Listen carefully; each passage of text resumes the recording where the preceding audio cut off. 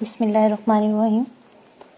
आज हम डिस्कस करेंगे प्राइवेटाइजेशन ऑफ बैंक्स।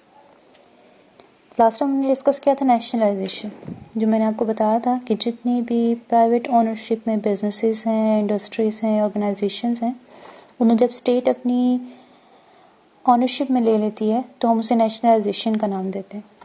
नेशनलाइजेशन के उलट है प्राइवेटाइजेशन। आप कह सकते हो कि ये डी नेशनलाइजेशन है, यानी जितनी भी स्टेट की ओनरशिप में बिजनेसेस हैं, ऑर्गेनाइजेशंस हैं, रिसोर्सेज हैं, उन्हें प्राइवेट ओनरशिप में दे देना प्राइवेटाइजेशन कहलाता है। तो पहले बैंकों की नेशनलाइजेशन की गई, देन थोड़े थोड़े अरसे बाद जो है उनकी प्राइवेटाइजेशन कर दी गई।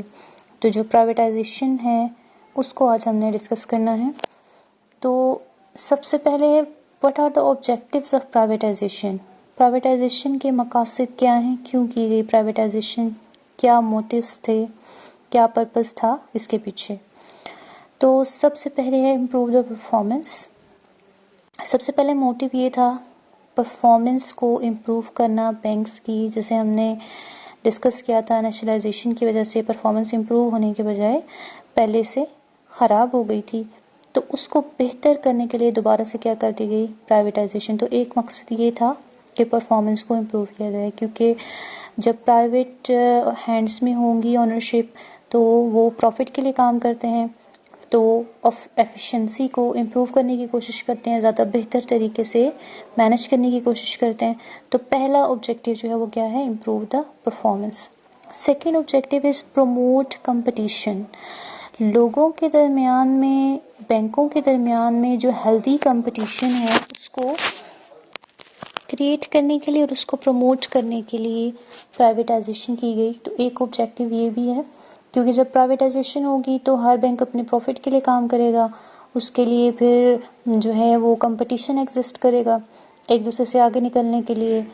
तो जो हेल्दी कंपटीशन है उसे प्रमोट करने के लिए प्राइवेटाइजेशन जो है वो की गई। Next objective is reduce the burden of the government. बैंकों को चलाना गवर्नमेंट की जिम्मेदारी नहीं है, तो प्राइवेटाइजेशन के बाद जो बर्डन था गवर्नमेंट के ऊपर वो ख़त्म हो गया।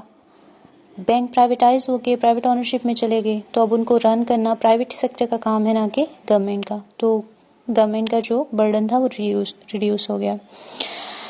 Next one is release of funds for the social sectors.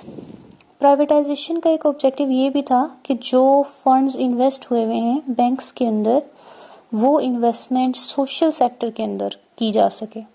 जैसे स्कूल्स जो है वो ओपन किए जा सकें, हॉस्पिटल्स ओपन किए जा सकें, जनरल पब्लिक के वेलफेयर के काम किए जा सकें। तो ये भी एक पर्पस था प्राइवेटाइजेशन का। नेक्स्ट है accelerate the pace of industrialisation.